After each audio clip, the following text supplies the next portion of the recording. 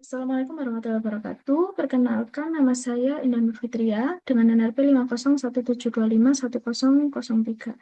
Pada kesempatan kali ini, saya akan melakukan linear inversion programming, jadi masih melanjutkan eh, programming yang kemarin, namun kali ini kita itu akan bekerja dengan menggunakan data real.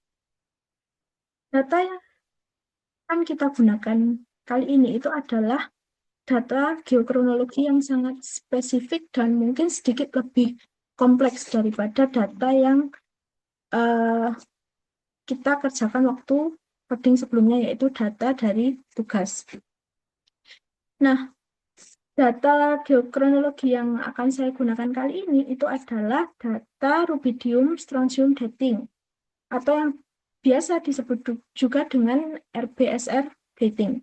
Jadi, data yang saya gunakan kali ini itu berasal dari penelitian nyata yang dilakukan di Tarim Basin, Northwest China, dan kita itu akan mencari direct dating of hydrocarbon charge-nya. Yang artinya kita itu akan mencoba menentukan kapan tepatnya minyak atau hidrokarbon itu masuk ke dalam reservoir batuan. Jadi kita akan menggunakan metode radiometrik kali ini.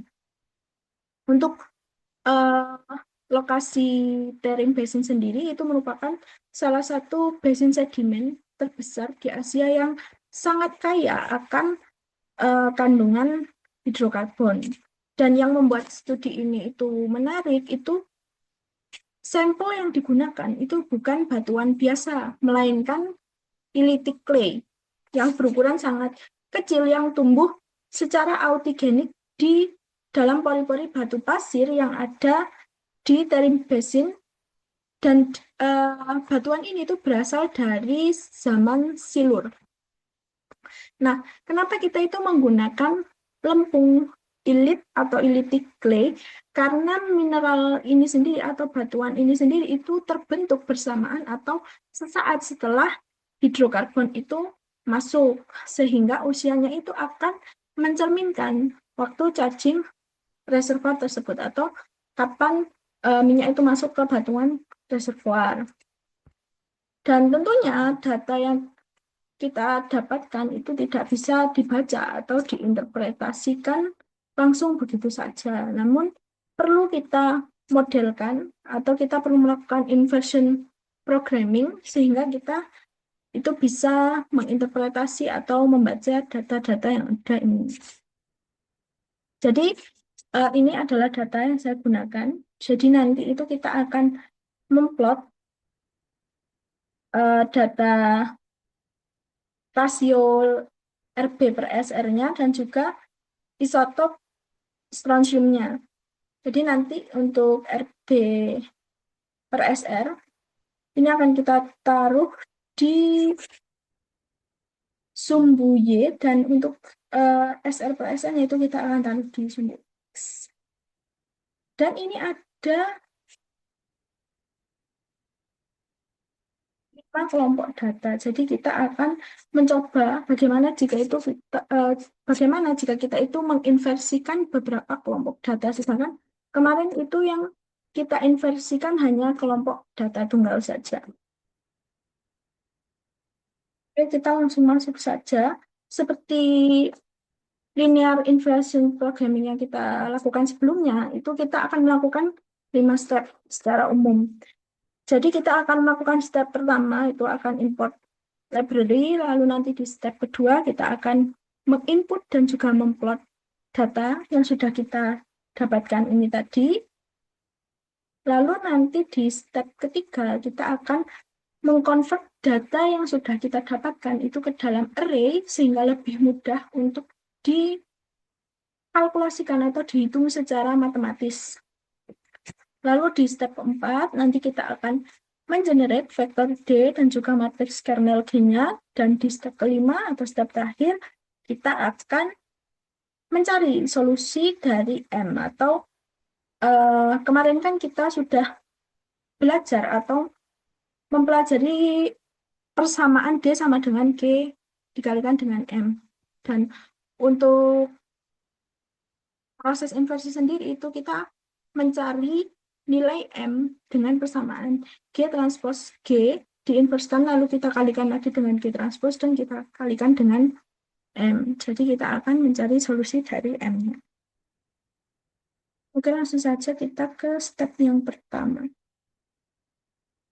Jadi di sini kita masih menggunakan library yang sama, yaitu library NumPy, lalu ada Matplotlib, dan juga ada Pandas untuk mengordinasikan data-data yang sudah kita dapatkan.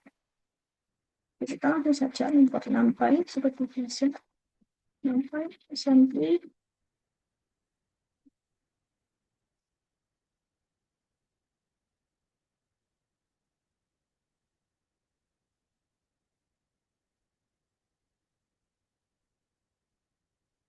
Siap.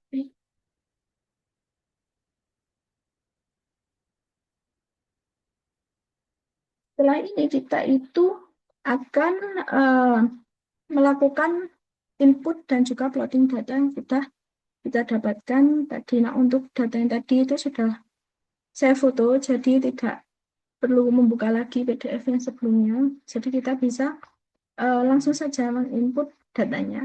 Nah, mungkin ini sedikit berbeda dengan data cara input data yang kemarin karena datanya terdiri dari beberapa grup. Jadi nanti saya akan menggunakan nested dictionary. Jadi kita akan menggunakan eh, pengelompokan data itu secara bertingkat atau nested nanti.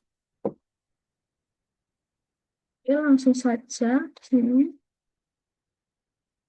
kita membuat dictionary yang bernama data groups.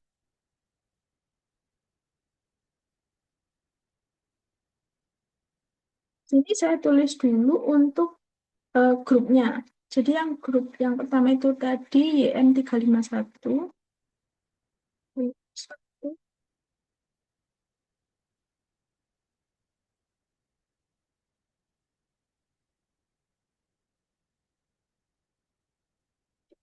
Cekkan nilai X-nya.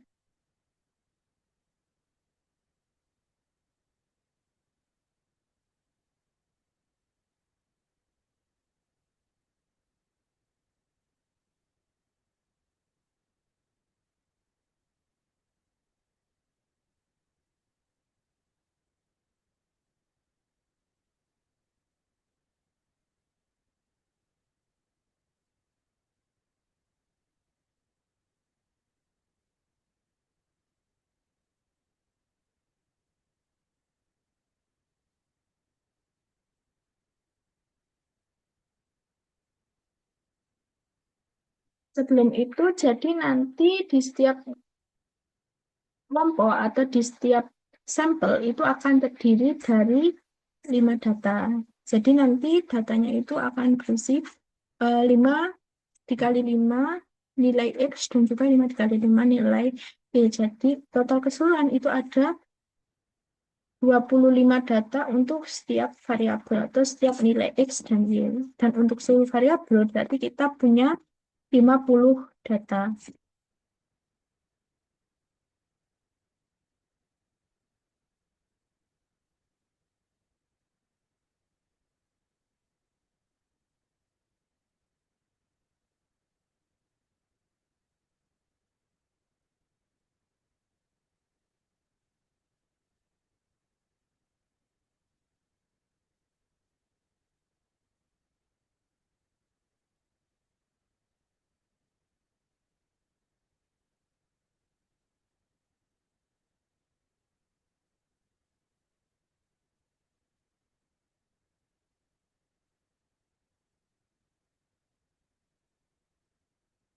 Ke sampel yang kedua yaitu H6 sama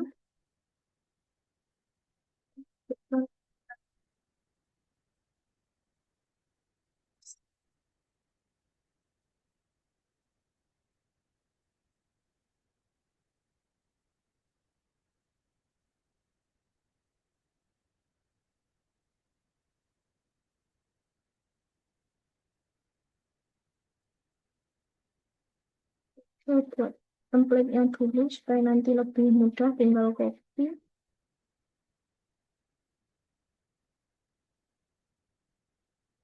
Masukkan data-data dari sampel yang H6.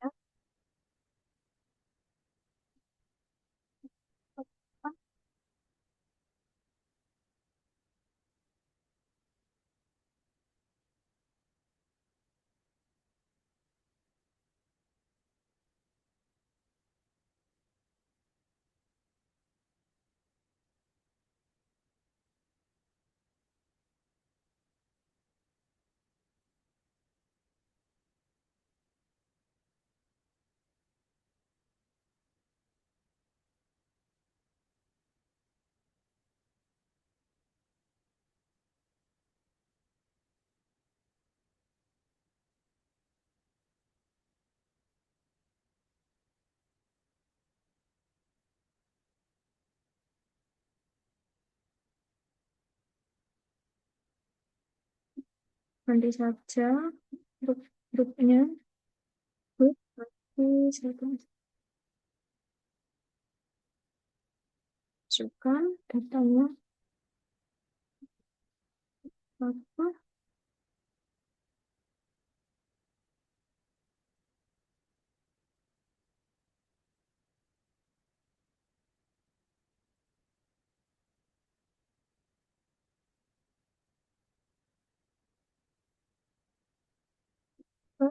Sama kita masukkan untuk variabel yang roti 1, 7 kali 5.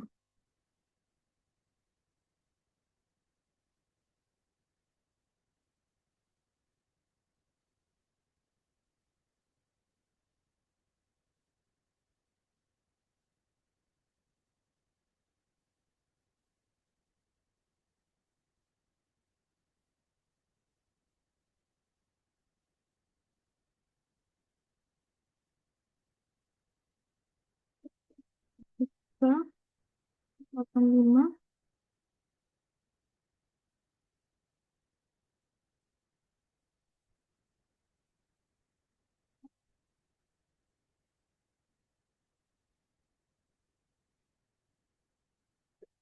Grup selanjutnya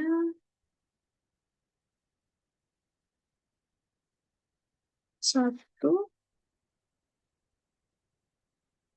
lagi 1 11,4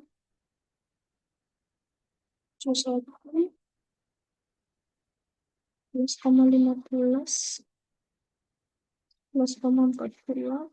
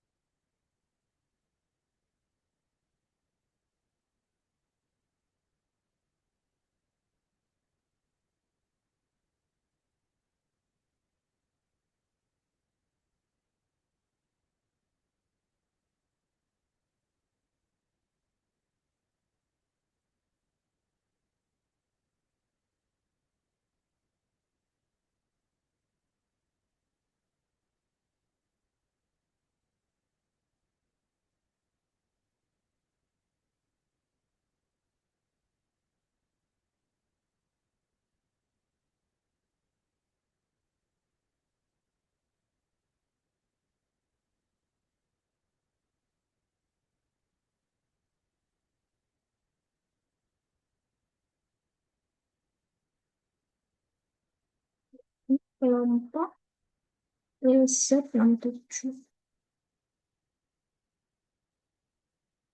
Z67.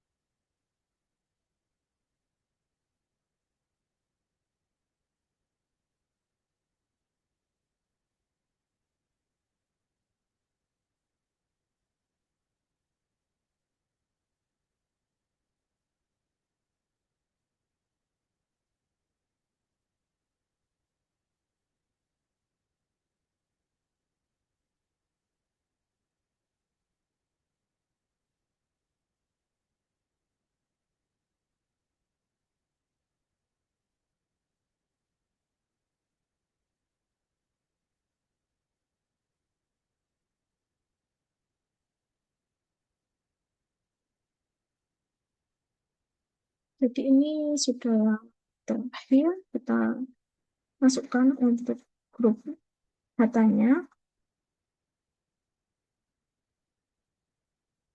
Biasa, jadi kita akan mengkonvert dulu dictionary ini ke data frame. Jadi kita nanti bisa mensortir atau mengecek lagi apakah data yang sudah kita input itu sudah benar.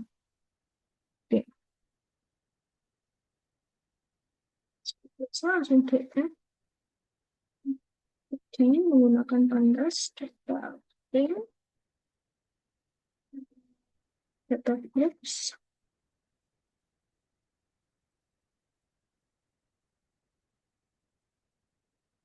Maka kita tampilkan untuk tabel yang sudah kita buat.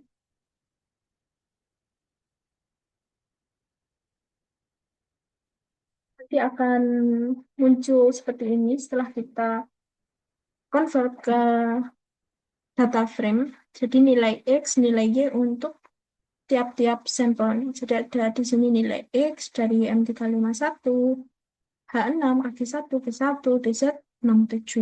Dan juga nilai Y dari YM351 sampai ke DZ67.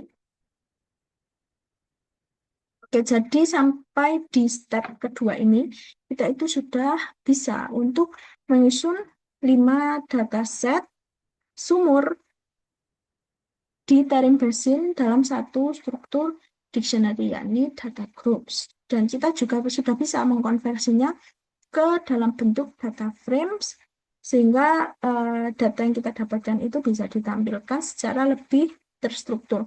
Dan yang terakhir, kita sudah menampilkan juga tabel yang kita buat ke inspeksi visual awalnya. Jadi selanjutnya kita itu akan memplot dulu datanya, data awalnya sebelum kita lakukan linear inversionnya. Jadi kita lihat dulu bagaimana persebaran datanya, apakah dia itu memungkinkan dilakukan linear inversion ataukah tidak.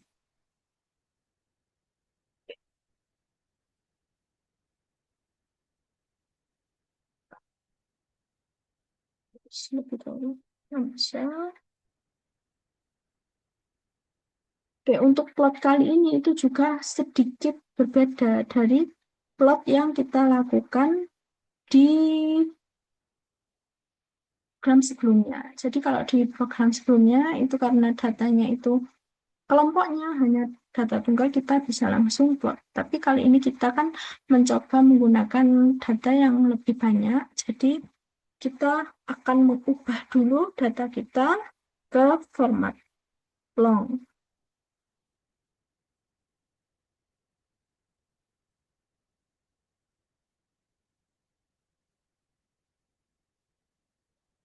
Jadi untuk mengubah data ke format long, kita itu akan membuat rows dulu, matriks rows kosong seperti ini, list kosong bernama rows. Jadi uh, rows kosong ini itu kita bayangkan sebagai lembar kertas kosong yang siap kita isi tiap-tiap barisnya itu dengan data yang sudah kita dapatkan dan kita inputkan di dictionary data groups tadi.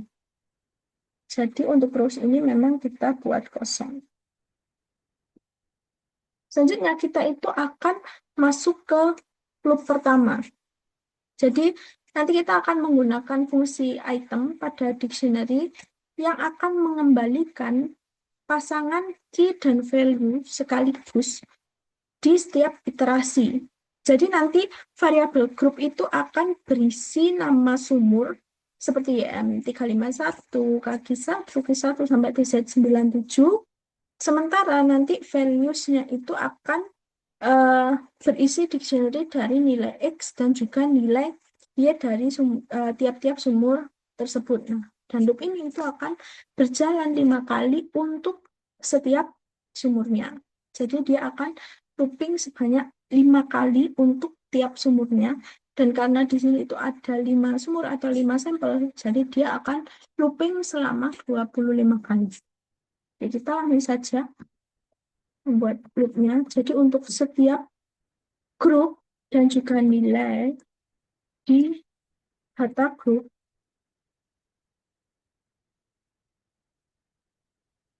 item item yang ada di sini, nilai X, kita akan membuat loop lagi. Jadi di loop yang kedua itu di sini kita akan menggunakan fungsi zip.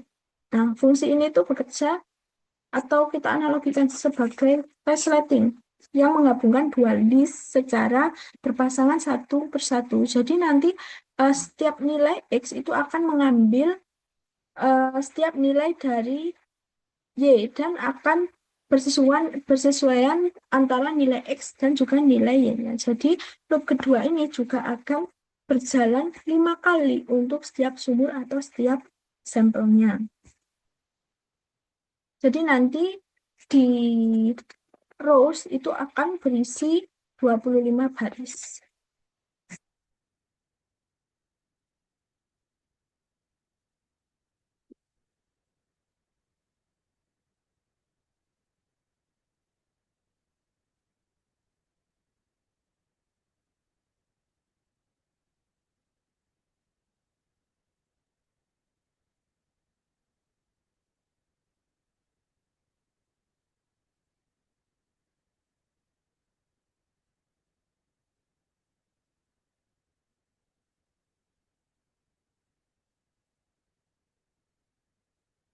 Di setiap iterasi itu kita akan menambahkan event. Jadi di setiap baris itu pasti akan berbentuk dictionary kecil dengan 3 key. Jadi grup itu untuk nama sumur, sedangkan X itu untuk nilai perbandingan atau nilai rasio dari 87RB dan juga 86SR. Dan nilai Y-nya itu untuk perbandingan nilai isotop dari 87SF dan juga 86SR. Nah, inilah yang dimaksud dengan format long. Jadi, alih-alih nanti datanya itu akan tersebar di banyak kolom atau berbentuk kolom-kolom-kolom yang banyak, itu sekarang nilai, setiap nilai hasil observasi itu akan menempati satu baris sendiri. Dan format ini tuh pastinya jauh lebih fleksibel untuk analisis statistik dan juga analisis plotting. Jadi di sini kita akan terus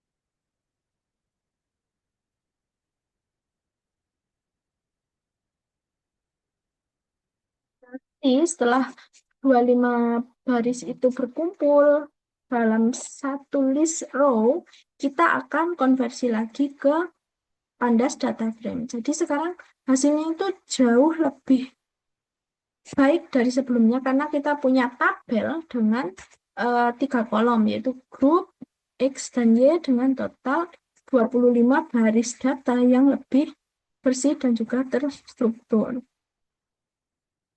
Oke, kita gunakan pandas lagi seperti sebelumnya. Kita sama dengan id.data frame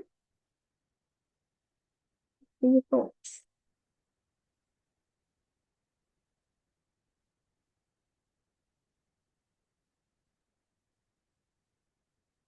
Kita akan masuk ke bagian web.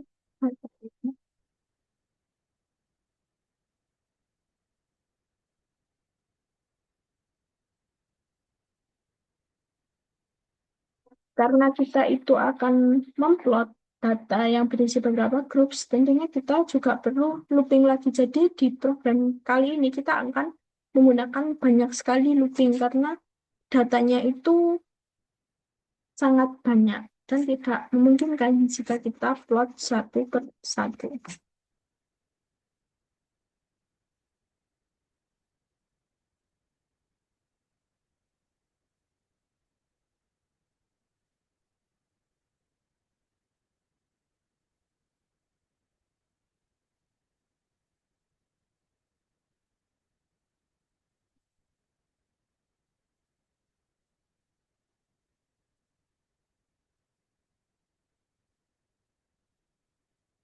Jika kemarin itu kita menggunakan plt.plot, kali ini kita akan mencoba dengan fungsi yang baru. Jadi kita langsung menggunakan plt.scatter. Jadi data-data yang kita punya nantinya itu akan langsung berisi tiga argumen penting di dalam plot grafiknya, yaitu values nilai X dan juga nilai Y sebagai data koordinat titik-titiknya, lalu ada label, dan nantinya labelnya ini akan berisi grup, dan label dari grup nanti itu akan berguna ketika kita akan memberikan nama legend untuk setiap data dari setiap sumur secara otomatis. Dan nantinya saya juga akan mengatur untuk ukuran data titiknya sehingga data-data yang kita punya itu tidak saling terlalu tumpang tindih sehingga sulit dibaca. Jadi dialihkan scatter akan tulis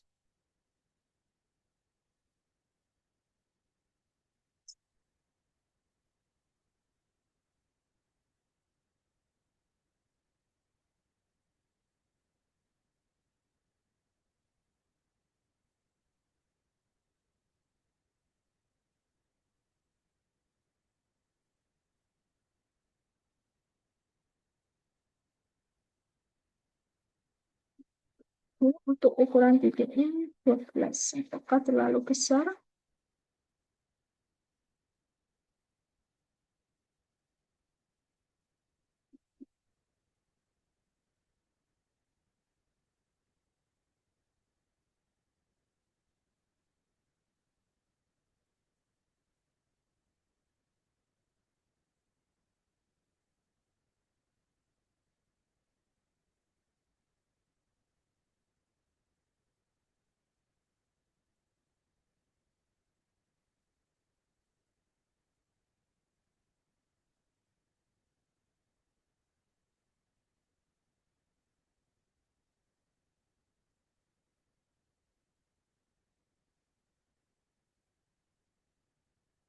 Bisa size-nya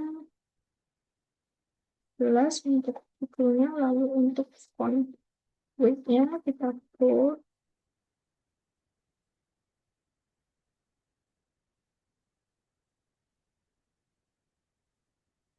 X lagi ya,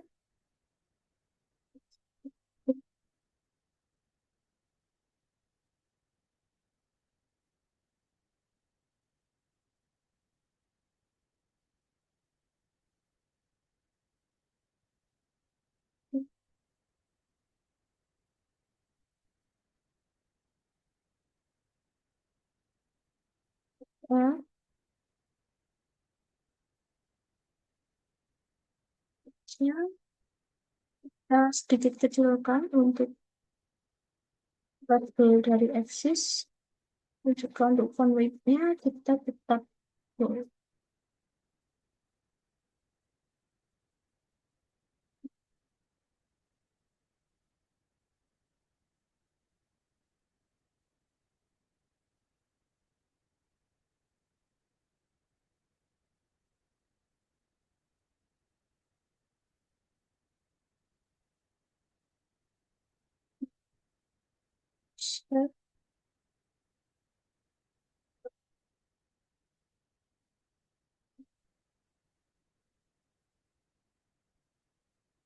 Size-nya sama 13.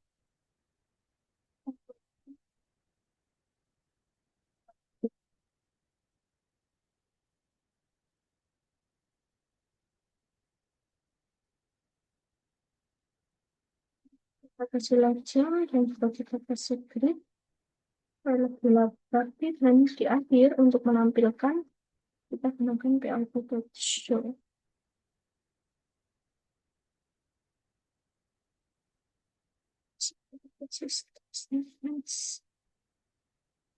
Kesalahan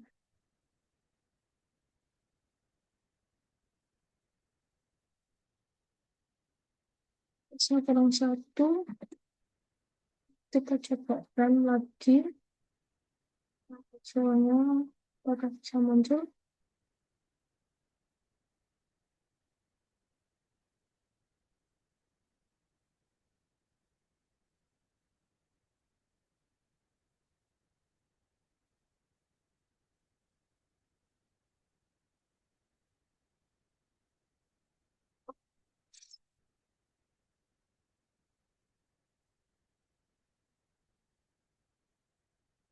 Lagi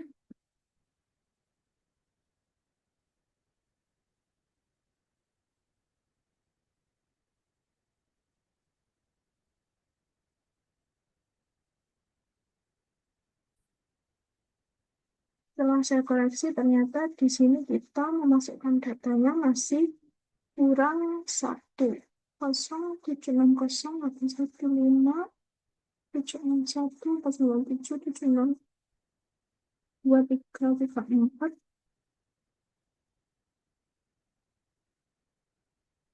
stop.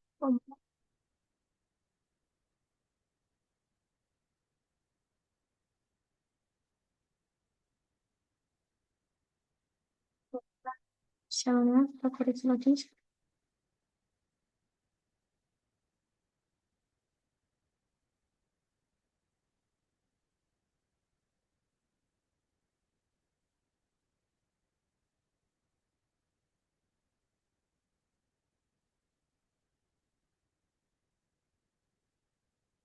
Jadi di sini kan untuk errornya nilai X dan nilai Y-nya itu harus di ukuran yang sama. Jadi kita bisa koreksi lagi untuk nilai datanya. Kita coba kan dulu.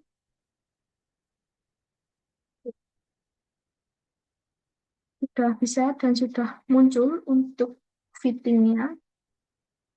Dan setelah kita lihat itu bahwa persebaran datanya itu masih memungkinkan untuk kita lakukan linear inversion programming. Jadi kita masih bisa lanjutkan untuk proses inversi kita. Jadi ibaratnya kita plotting data di awal ini tujuannya adalah melihat apakah data kita itu sesuai atau tidak dengan metode yang akan kita gunakan untuk memodelkan data tersebut. Jadi ketika nanti datanya tersebarnya sangat acak atau tidak cocok kita gunakan linear inversion programming, kita tentunya bisa menggunakan metode lainnya, tidak hanya linear inversion programming saja. Karena sudah plottingnya, selanjutnya kita akan melakukan konversi ke array. Tapi sebentar, karena di sini ada data yang masih agak tumpang tindih, coba kita ganti ukurannya ke 11, ke 10,5.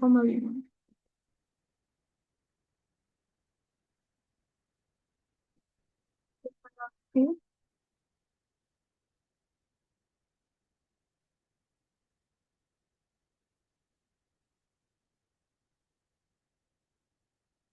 tidak apa-apa karena ini nilainya memang berdekatan dan nantinya kita akan mencoba membandingkan. Di akhirat kita coba interpretasikan grafik yang sudah kita buat, bagaimana perbandingan antara sampel YM351 sampai sampel TZ67-nya. Di akhir nanti setelah proses inversinya selesai, kita akan coba bahas sedikit atau kita interpretasikan sedikit untuk data yang sudah kita plotting.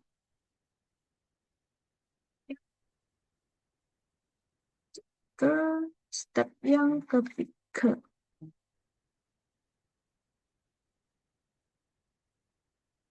sebelum kita masuk ke step yang ketiga. Data kita tadi sudah berhasil divisualisasikan dan polanya sudah terlihat jelas. Sekarang akan masuk ke proses konversi. Nah, kenapa perlu dikonversi? Karena seperti yang sudah dikatakan di awal tadi, karena proses inversion secara matematis nanti itu membutuhkan operasi matriks dan juga komputasi numerik yang hanya bisa dilakukan secara efisien menggunakan bentuk NumPy array, bukan list Python biasa. Dan data yang kita gunakan tadi itu bentuknya masih list Python biasa. Jadi perlu eh, kita ubah dulu ke dalam bentuk array.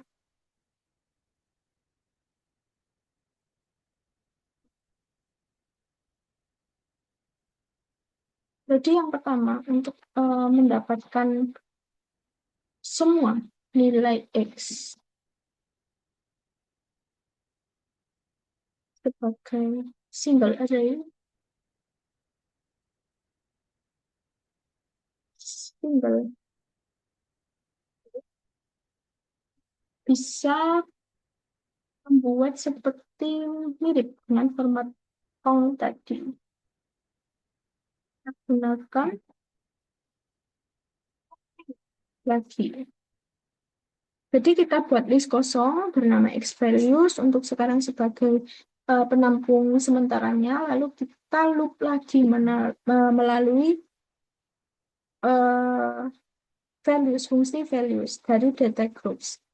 Dan kita harus perhatikan bedanya dengan sebelumnya. Kali ini kita itu hanya mengambil nilainya saja tanpa key-nya, karena kita tidak butuh nama sumurnya di tahap ini. Jadi di dalam loop kali ini kita itu akan mengambil nilai-nilai dari tiap sumurnya saja. Jadi untuk nama sumurnya kita singkirkan terlebih dahulu. Karena kita perlu angkanya saja untuk kita lakukan operasi secara matematis.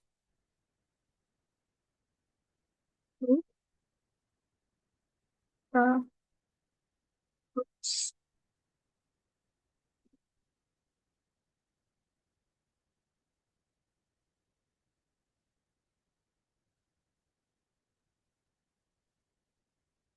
sini kita uh, extend, bukan append.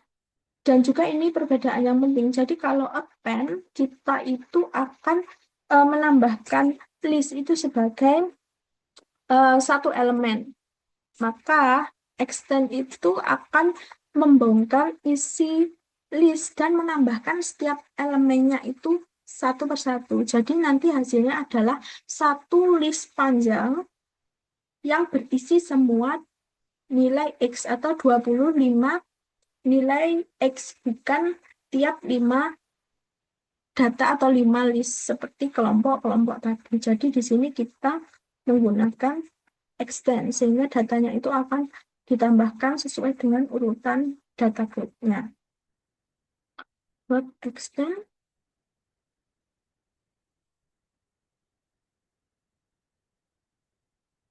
nilai X-nya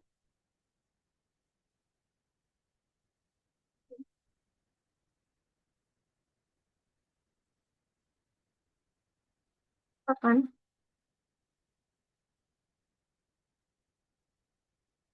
di baris ini itu menjadi baris yang sangat penting karena eh, kita akan melakukan dua operasi sekaligus nantinya. Jadi nanti di pertama kita akan menggunakan NP array X values untuk mengkonversi list Python-nya tadi menjadi NumPy array atau struktur data yang jauh lebih efisien untuk komputasi dan mendukung operasi matematika tingkat lanjutnya. Nah, nanti di yang kedua kita akan langsung receive seperti data tugas kemarin. Jadi kita akan mengubah bentuk array-nya yang dimana angka -1 itu artinya kita biarkan sampai itu menghitung jumlah baris secara otomatis dan angka satunya berarti kita itu mau satu kolom. Jadi array yang tadinya itu berbentuk horizontal satu dimensi dengan 25 elemen, sekarang itu akan berubah menjadi kolom vertikal yang berukuran 25 dikali satu. Nah, pertanyaannya, kenapa perlu di reshape? Nah, karena algoritma dari inversion dan juga regresi programming yang akan kita gunakan nanti itu mengharapkan input dalam bentuk kolom vertikal. Jadi kita harus berhati-hati dalam men-state nilai X-nya supaya tidak mengubah di nilai akhirnya nanti. X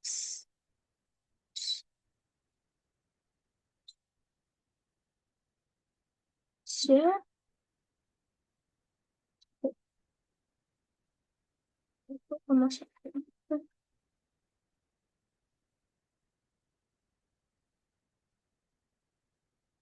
Sekarang untuk ambil semua dari nilai Y sebagai single array.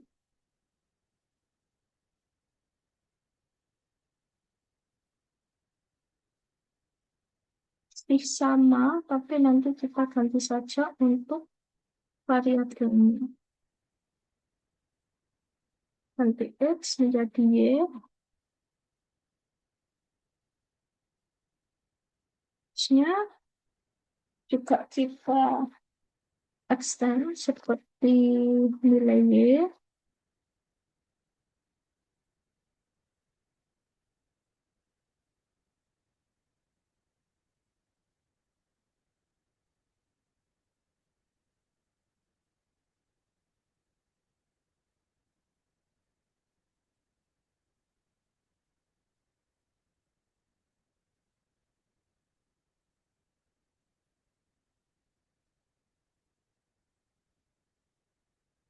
Di bagian untuk mengambil nilai Y sebagai single array itu juga sama seperti mengambil nilai X sebagai single array. Jadi kita kumpulkan semua atau 25 nilai dari 87 SR per 86 SR dari kelima sumur tadi ke dalam satu list yang sama, lalu kita konversi ke NumPy array yang berukuran atau berdimensi 25 dikali 1. Jadi sekarang kita punya dua array, yakni array X dan juga array Y yang ukurannya itu sama atau simetris. Dan juga urutannya pun sama, dan setiap eh, baris itu memiliki pasangan indeks yang sama untuk merepresentasikan suatu pengukuran isotop dari suatu aliquot elliptic clay yang sama juga. Nah, di bagian selanjutnya kita akan membuat label grup untuk setiap data point agar kita itu tetap tahu data mana berasal dari sumber yang mana, sehingga informasi yang tadi sempat kita lepas itu eh, tidak kita lupakan begitu saja. Jadi nanti triknya itu ada di group name dan juga kita akan menggunakan learn. Nah, ekspresi ini itu yang akan membuat list yang berisi nama sumur tadi itu akan diulang sebanyak jumlah datanya. Jadi misalnya untuk data sumur YM351 yang punya 5 data, hasilnya itu berarti di rows atau di grup data yang kita ambil X values atau Y values tadi itu akan berisi label YM351 sebanyak 5 kali, lalu turun itu akan berisi data H6, lalu sebanyak 5 kali H6, lalu akan terlooping lagi ke kaki 1 sebanyak 5 kali, lalu Q1-nya juga sebanyak 5 kali, baru ke TZ6 7 sebanyak 5 kali juga. Sehingga data kita tentunya masih memiliki label. Tidak kita lepas begitu saja informasi labelnya. Jadi if we need to keep each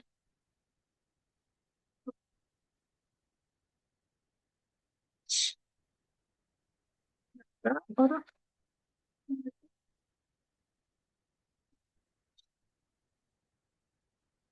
we do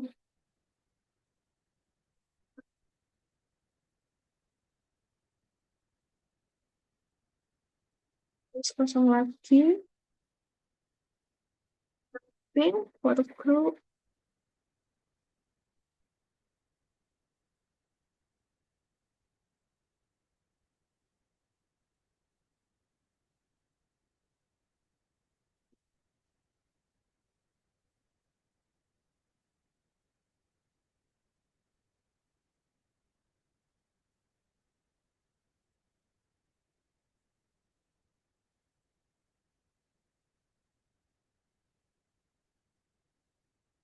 extend jadi tertambah satu-satu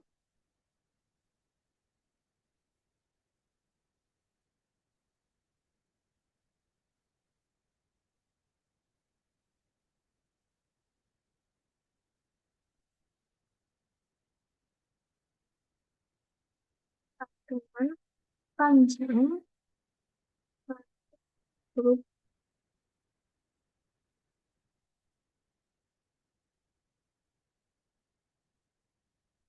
X-nya.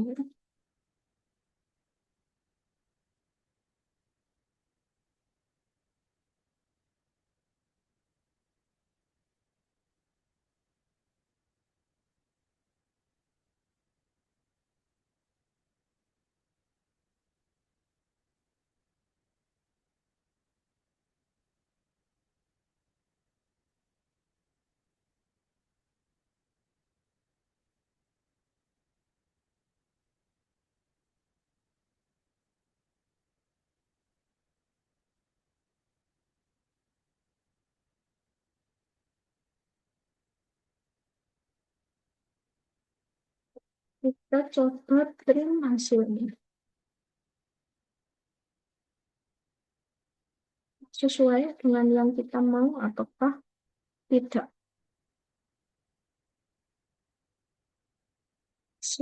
Kita coba shape-nya berapa, step shape.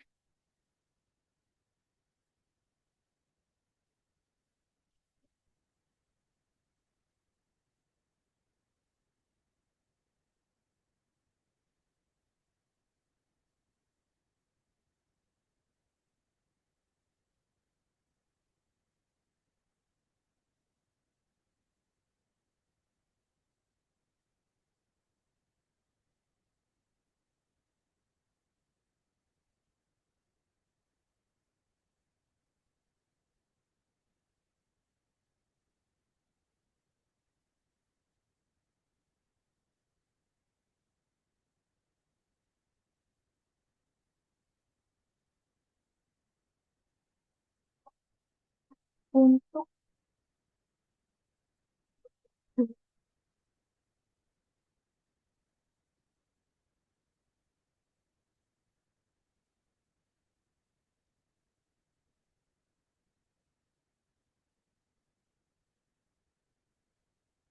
jadi di sini untuk X shape-nya sudah sesuai dengan yang kita harapkan, yakni berdimensi 25 dikali 1. Shape shape-nya juga sama, dan number of data point-nya itu 25.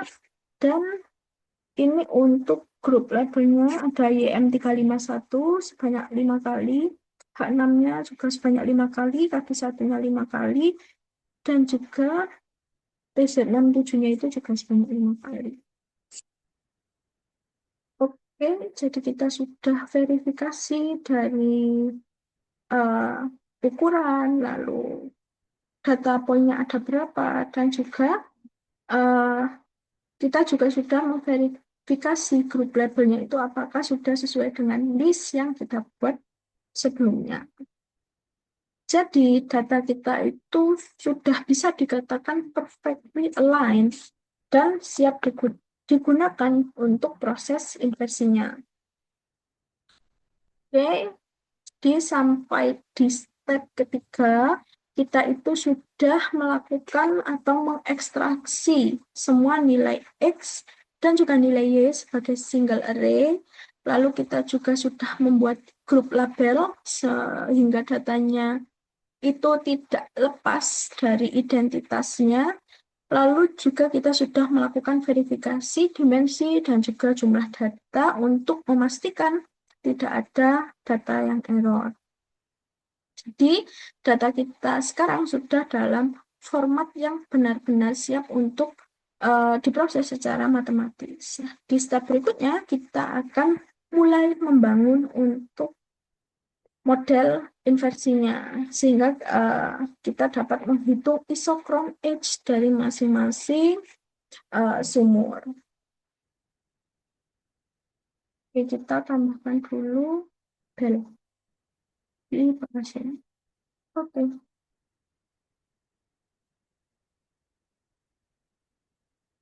Oke. Array tadi kita sudah siapkan dan sekarang kita akan masuk ke bagian yang benar-benar menjadi jantung dari inversion programming ini. Ini step 4.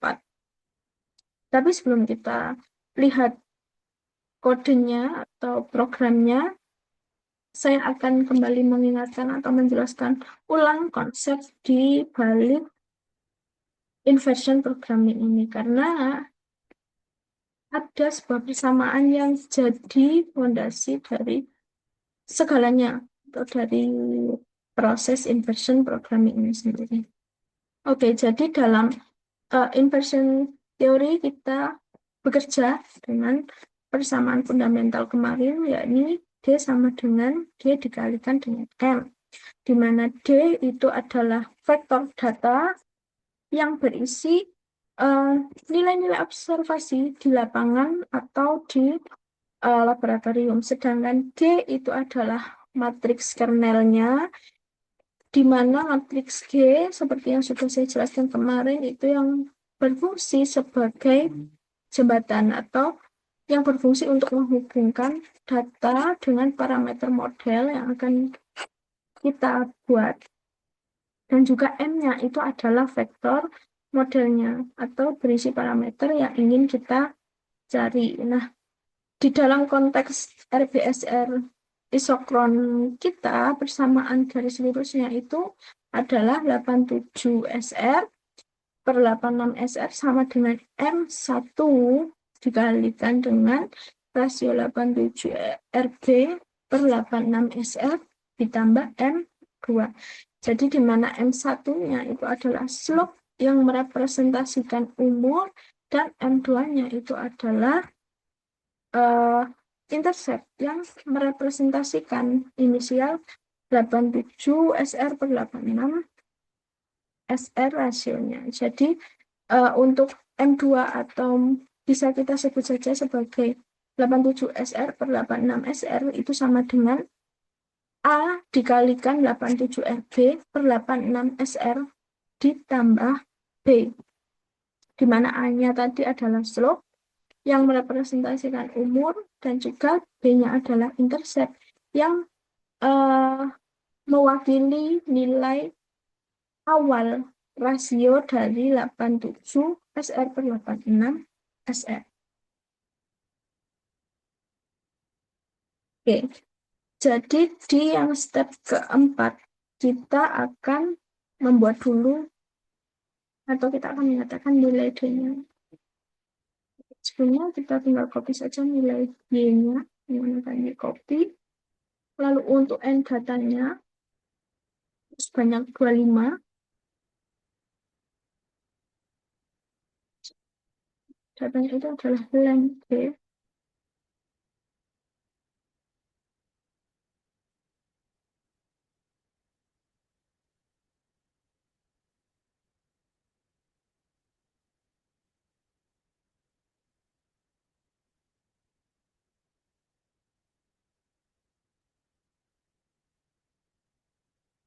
Ini tetap slope dan juga intercept. Sini kita buat XG yang berukuran 25 dikalikan 2 yang diisi dengan nol semua terlebih dahulu menggunakan NP zeros. Nah, nanti argumennya itu adalah tabel dengan uh, n data dan n parameter, yaitu 25 dikali 2 atau dimensinya itu adalah n data dikali n parameter. Jadi uh, D nanti akan berukuran 25 garis sesuai data yang kita punya dan juga 2 kolom sesuai dengan jumlah parameternya. Nah, mengapa diisi 0 terlebih dahulu? Jadi ini adalah pola umum untuk pemrograman numerik. Serta jadi kita siapkan wadah dengan ukuran yang benar terlebih dahulu, baru kemudian kita isi dengan nilai yang sesuai. Dan ini jauh lebih efisien dibanding menambahkan baris satu persatu. Kita entry zeros.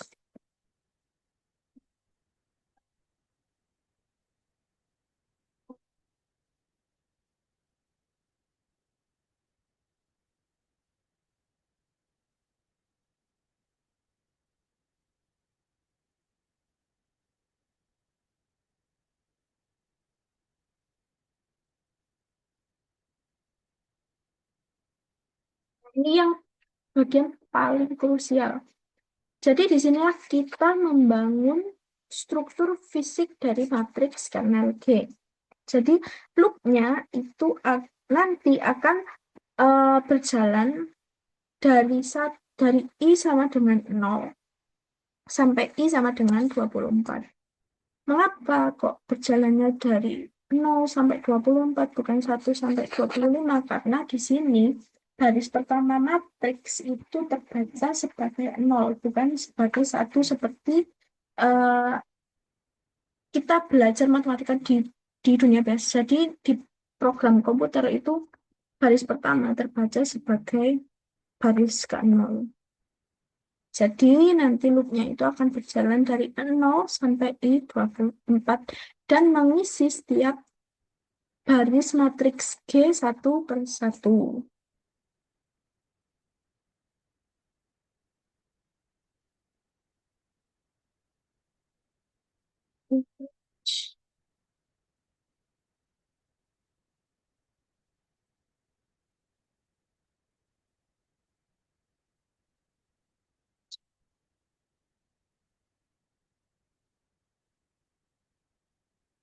Hmm.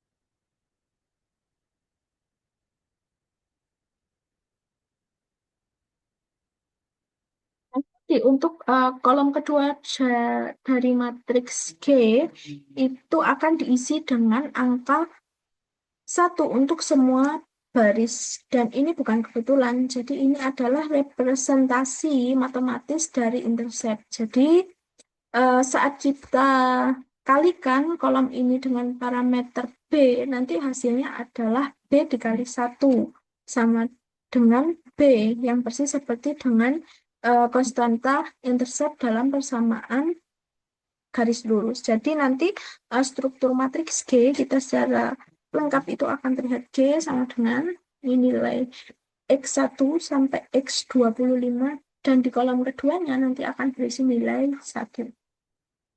Coba kita pilih. Nah, seperti ini. Jadi ini berisi 25 nilai X yang berurutan dari YM 351. Lalu ada kaki H6, ada kaki 1, ada kaki 1, sampai ada yang terakhir PZ67.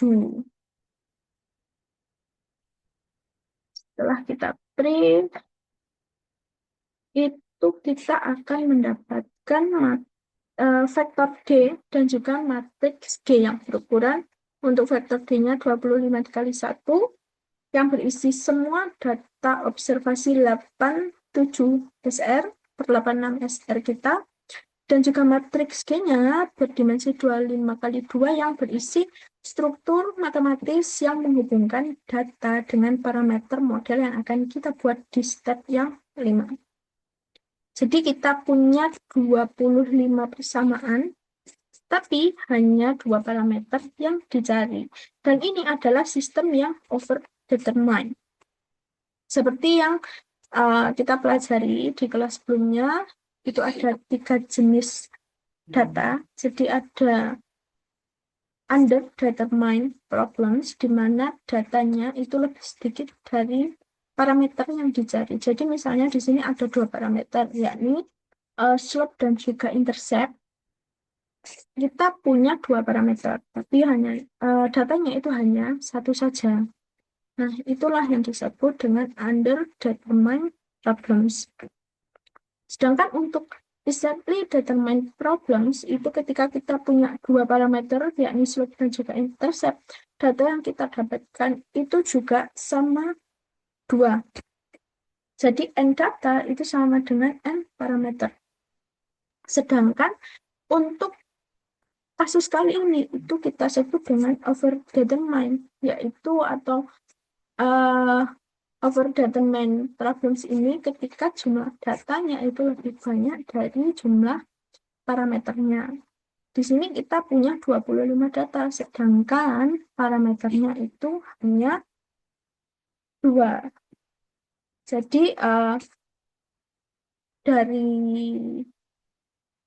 kasus ini itu kita mungkin untuk melakukan atau menyelesaikan persamaan menggunakan linear inversion atau menggunakan least square inversion untuk mendapatkan nilai slope dan juga interceptnya yang akan langsung kita konversi menjadi umur geologi dalam satuan juta tahun.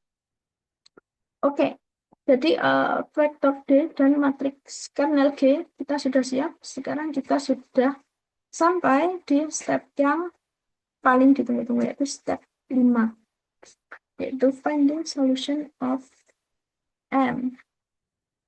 Buat dulu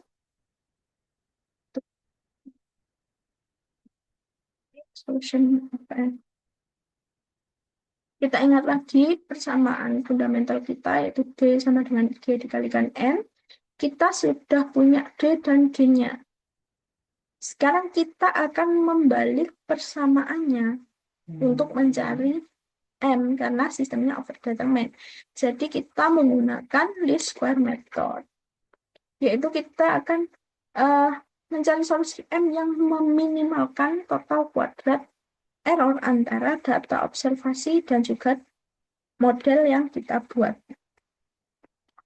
Oke, kita langsung saja ke step yang kelima. Biasa karena nanti kita itu akan plotting, kita beri figure.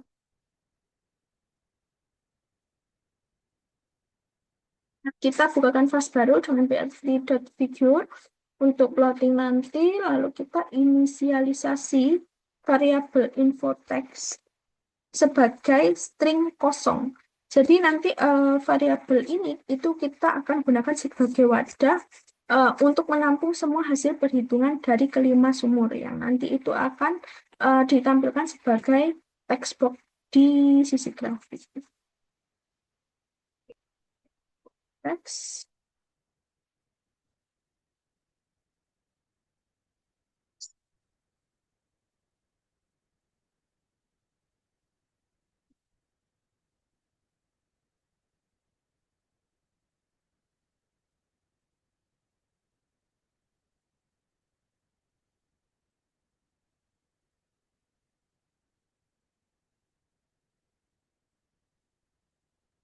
Kita akan loop melalui setiap sumur di data groups dengan variabel nama, itu akan berisi nama sumurnya, sebagai string, yakni YN351, kaki satu, dan seterusnya. Dan datanya itu akan berisi dictionary nilai X dan Y dari sumber tersebut. Nah, kenapa kita proses bersumur? Karena kita itu ingin mendapatkan isokron yang terpisah itu untuk masing-masing sumur. Jadi setiap sumur itu akan merepresentasikan reservoir yang berbeda dengan sejarah geologi yang berbeda juga.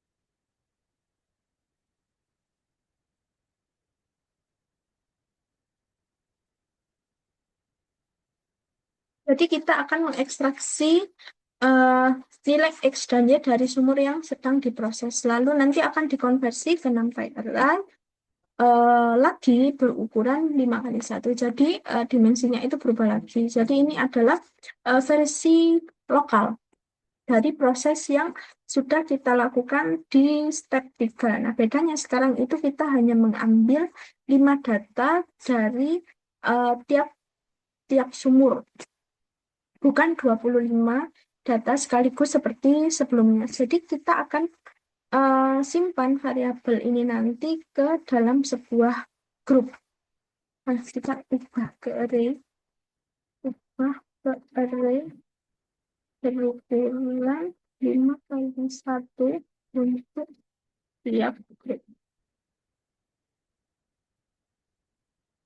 Jadi kita simpan sebagai variabel xg menggunakan np array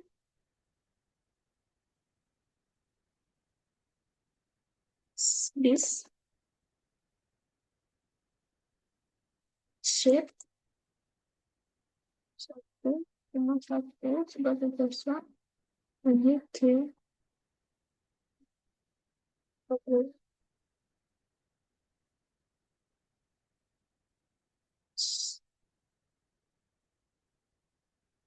So,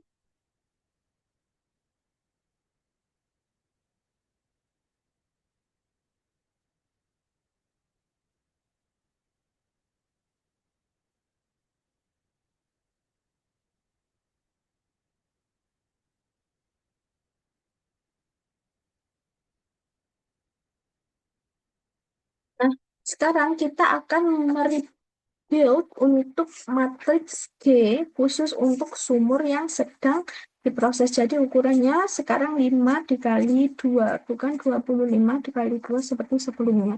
Jadi logikanya persis sama dengan step 4. Kolom pertama diisi dengan RB per SF dan kolom keduanya diisi dengan 1.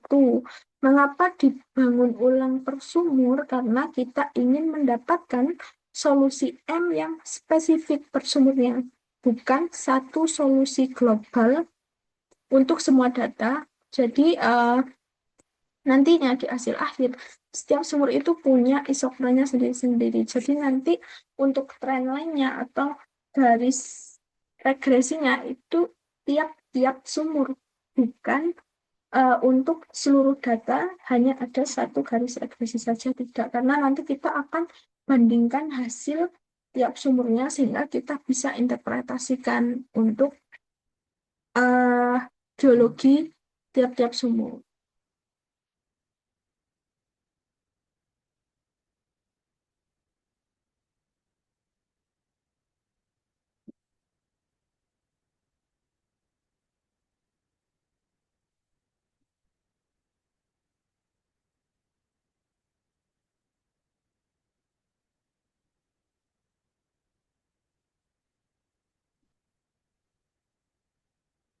Ya,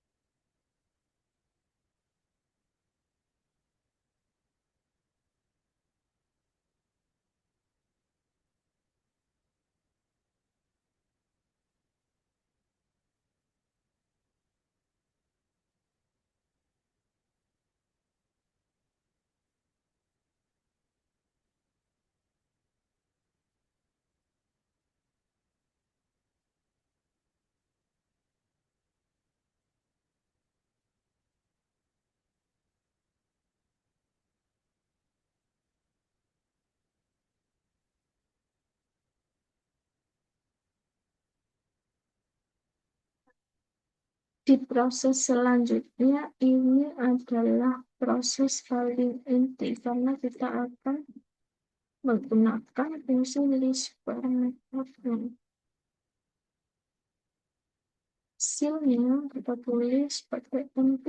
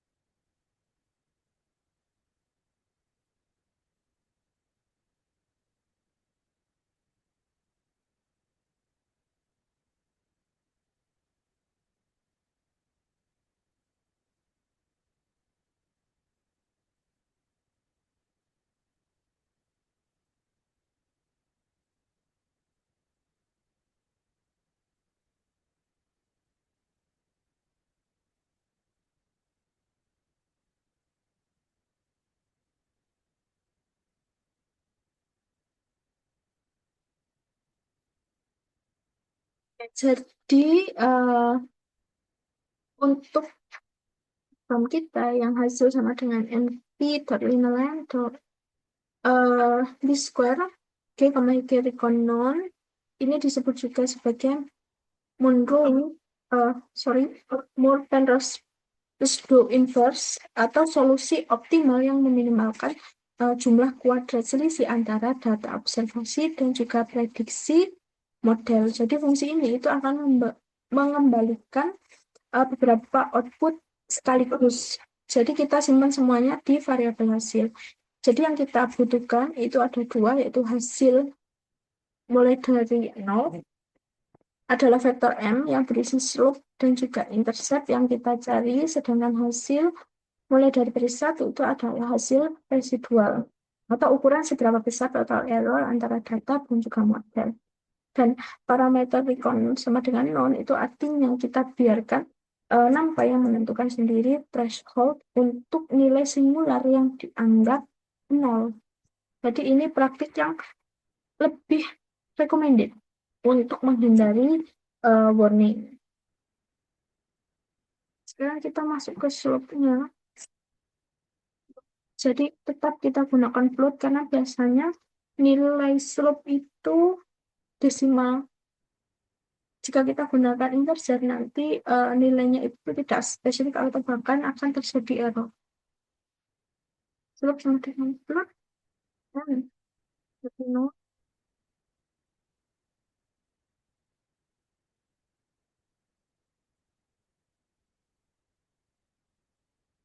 ya, float Satu.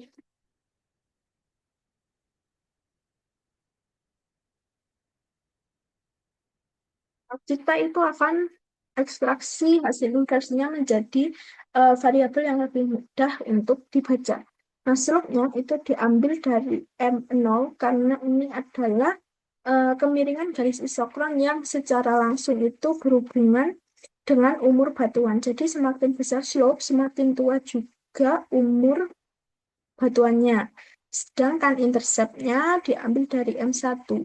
Jadi ini adalah inisial 87 SR 86 SR rasio, yaitu rasio strontium pada saat eh, mineral ini clay itu terbentuk pertama kali. Jadi nilai ini itu penting untuk interpretasi sumber magma atau fluida yang ada di geologi tersebut. Nah, untuk error itu kita gunakan conditional if dan kita gunakan learn residual lebih dari nol untuk memastikan residualnya itu tidak kosong sebelum kita konversi. Karena ini bisa terjadi kalau data itu persis atau fit sempurna pada garis lurus yang dalam data geologi tentunya sangat jarang terjadi.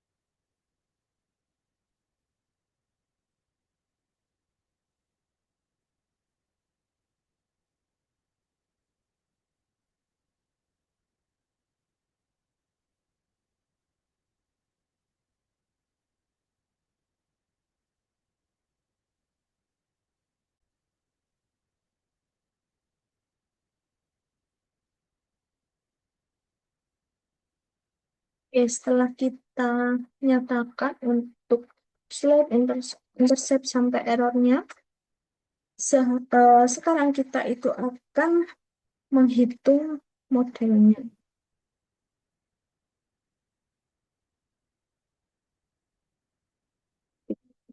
Akan menghitung model.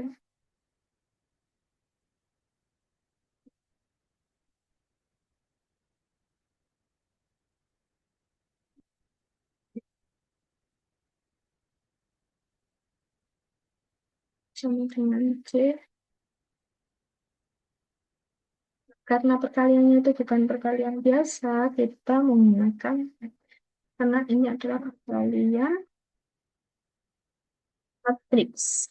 Jadi hasilnya adalah 5 nilai 87 per 86 SR yang diprediksi oleh garis isokron kita. Kemudian kita akan melakukan plot seperti biasa dan kita akan plot dua hal sekaligus.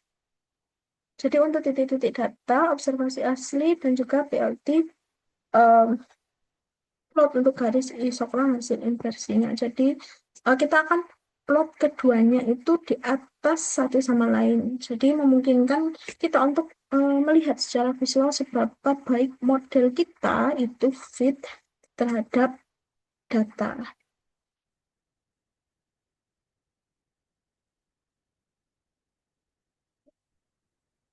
Strukturnya dulu.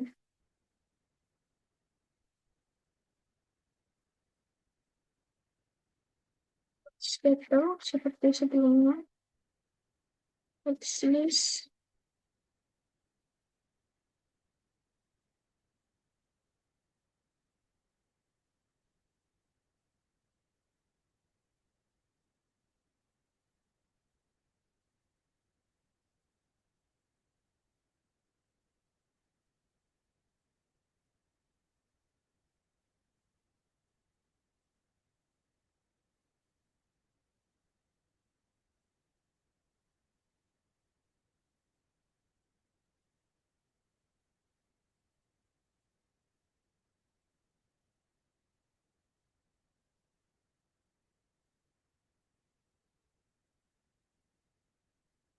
simpan,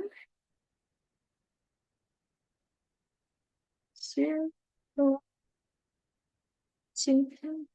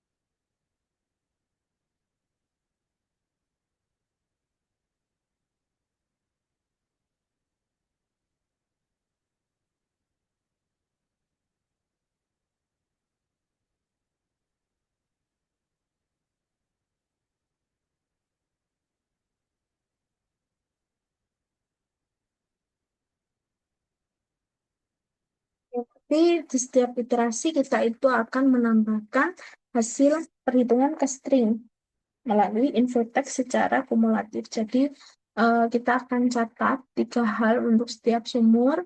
Jadi nama sumurnya itu sebagai header, lalu em, persamaan garis isokronnya itu dalam format Y sama dengan slope dikali X plus intercept dengan pembulatan 5 angka desimal menggunakan round, dan yang terakhir itu nilai error dalam notasi ilmiah menggunakan format 2E, misalnya 1,23E min 0,7 itu karena nilainya sangat kecil sehingga lebih mudah dibaca dalam notasi ilmiah. Sedangkan slash n itu adalah karakter new line untuk pindah baris, dan double nilai untuk memberikan spasi ekstra agar antar sumur agar tampilannya itu lebih rapi dan clear.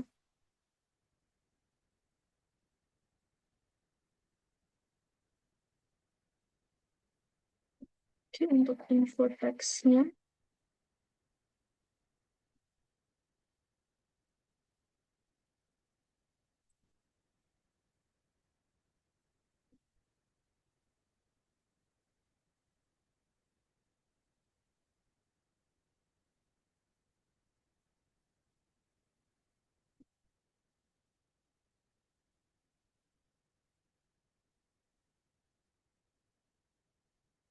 di ilmiah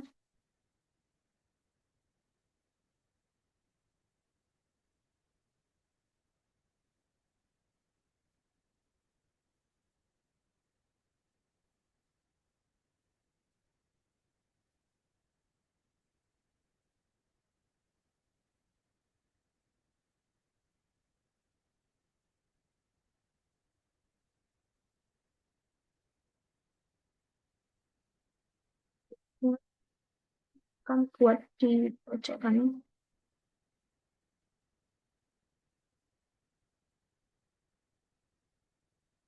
teks.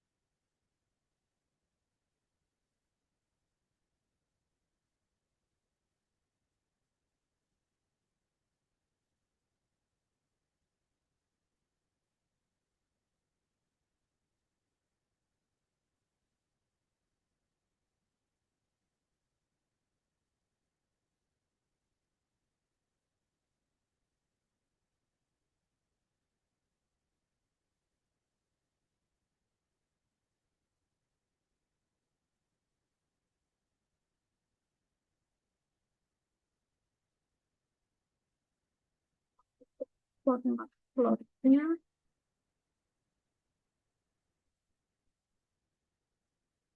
bisa kita beri judul BLT.Python.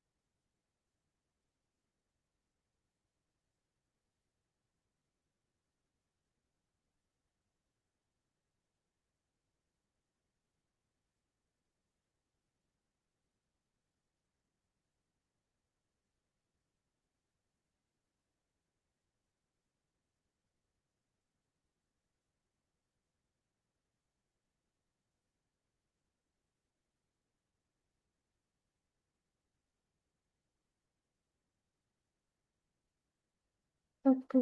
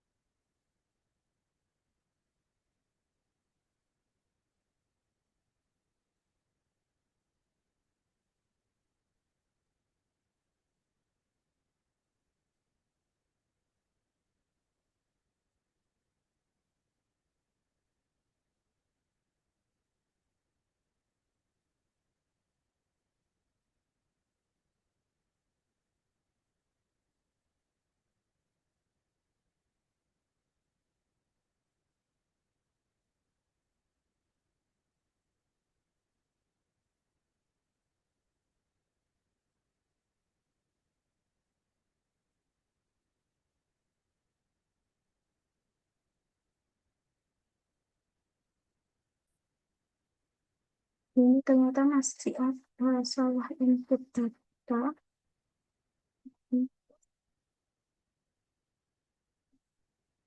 So aja untuk hasil akhirnya. Oke, jadi sampai di step 5 ini kita sudah berhasil menyelesaikan inti dari seluruh analisis. Kita sudah menjalankan least square inversion untuk masing-masing sumur secara independen, lalu juga sudah mendapatkan slope, juga intercept garis isokron RB sampai SR per sumurnya, dan juga kita sudah memvisualisasikan data observasi dan garis model secara bersamaan. Dan kita juga sudah menampilkan ringkasan numeriknya di atas grafik ini sebagai eh, hasil intercept dan juga slope serta errornya untuk masing-masing sumber dari M351, H6, KP1, P1 sampai PZ67. Dan dari grafik yang muncul, kita itu bisa melihat seberapa baik garis isokron kita itu mengikuti titik-titik data. Jadi semakin rapat, titik-titik dengan garisnya itu semakin kecil pula nilai errornya dan semakin reliable umur yang kita hitung. Nah, langkah terakhir yang tersisa itu kita bisa mengkonversi nilai slope-nya dari persamaan yang kita dapat itu menjadi umur absolut dalam satuan jutaan tahun menggunakan konstanta peluruhan radium di dalam fisika. Nah, oke. Jadi grafik kita sudah muncul dan hasilnya itu sangat menarik dan kita coba baca aja sama-sama untuk pertama secara keseluruhan semua kelompok sumur itu berhasil di-fitting dengan garis isokron yang cukup baik dan titik-titik data di setiap kelompok ini itu terlihat rapat dan linear yang mengkonfirmasi bahwa data isotop yang kita olah itu berkualitas tinggi dan konsisten secara geokimia. Nah, sekarang kita baca satu persatu dari textbook yang ada di kanan, mulai dari YM351. Nah, YM351 itu errornya sekitar, sebentar. Oh, kita mulai dari slope saja. Slope-nya itu paling kecil di antara semua sumur, yaitu 0,00057 dengan inisial rasionya itu 0,7537. Nah, dari slope yang kecil ini itu mengindikasikan bahwa uh, umur yang relatif paling muda di antara kelima sumur. Namun kita perhatikan nilai errornya sekitar 1,50 epsilon E dikurangi 0,6. Ini yang paling besar di antara semua kelompok, yang artinya itu ada sedikit scatter pada IM351 yang perlu diperhatikan. Jadi kalau kita uh, lihat grafik, titik-titik biru itu memang sedikit lebih tersebar dibandingkan dengan kelompok-kelompok lainnya yang memang sangat fit dengan fitting lainnya. Lalu untuk sampel yang selanjutnya, H6 itu menunjukkan slope-nya itu sekitar 0,00184 dengan inisial rasionya itu 0,71541 dan error yang sangat kecil sekitar 6,05 dikurangi 0,9 dan error sekecil ini itu menandakan kelima titik data H6 itu hampir perfectly linear atau konsistensinya itu sangat baik untuk data geokimia isotop. Jadi dengan inisial rasio 0,715 yang relatif rendah yang mengisyaratkan sumber fluida yang lebih mantle-like atau kurang terkontaminasi oleh komponen keras atau komponen keras. Dan untuk kaki 1 itu slope-nya 0,00456 dan interceptnya 0,71316 dengan error 1,93 kurangi 0,7. Nah, slope-nya itu hampir 3 kali lipatnya H6 yang mengindikasikan bahwa umur yang lebih tua secara signifikan. Jadi inisial rasio dari kaki 1 itu adalah yang terendah di antara semua sumur, sekitar 0,711 yang bisa kita interpretasikan sebagai fluida pengisi hidrokarbon yang berasal dari sumber dengan karakteristik isotop strontium yang paling primitif atau yang paling sedikit terpengaruh dengan daur ulang dari keras. Untuk sampel selanjutnya, kaki 1 dengan slope-nya 0,00667 dengan intercept 0,69851 dan errornya sekitar 4,11 P07. Slope tertinggi ini itu mengindikasikan bahwa Q1 kemungkinan memiliki umur charging hidrokarbon yang paling tua. Yang menarik, inisial rasio Q1 itu yang terendah dari semua umur, semua sumur, yang mendekati 0,698. Dan ini adalah nilai yang sangat rendah dan bisa mengindikasikan adanya keterlibatan sumber fluida yang sangat dalam atau berasosiasi dengan batuan beku mafik.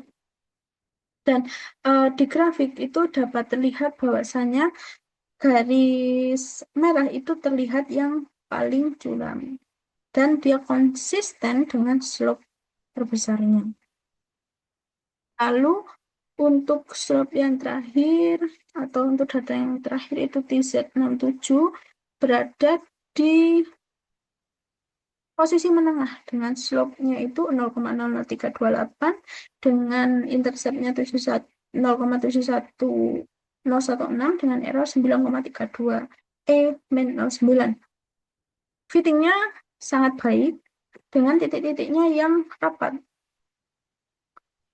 Posisinya di grafik mengelompok di sudut kiri bawah dengan nilai X dan Y paling rendah yang menandakan bahwasannya sampel ini itu memiliki kandungan rubidium yang paling sedikit relatif terhadap strontium, namun data isotopnya itu yang paling presisi. Jadi kalau kita tarik benang merahnya secara biologis, kelima sumur di terimbesin itu menunjukkan variasi umur charging hidrokarbon yang cukup signifikan, tercermin dari perbedaan slope isokron mereka. Dan ini itu linear dengan penelitian di terimbesin yang menunjukkan bahwa pengisian hidrokarbon itu terjadi dalam beberapa episode yang berbeda sepanjang sejarah basin atau cekungannya tadi.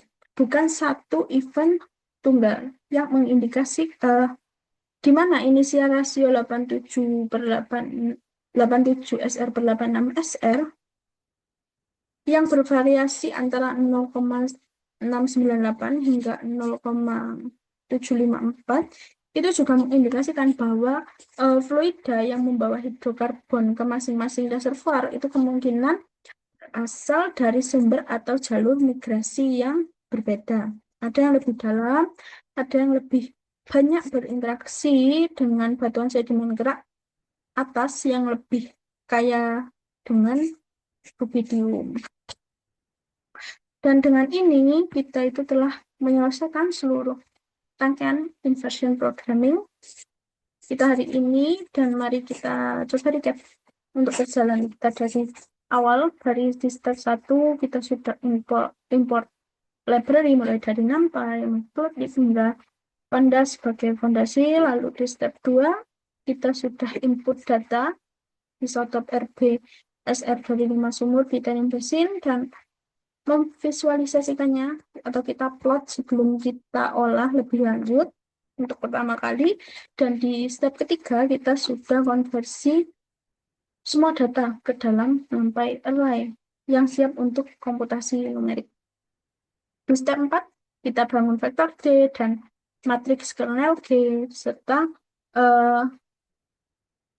di mana vektor G dan matriks kernel G ini adalah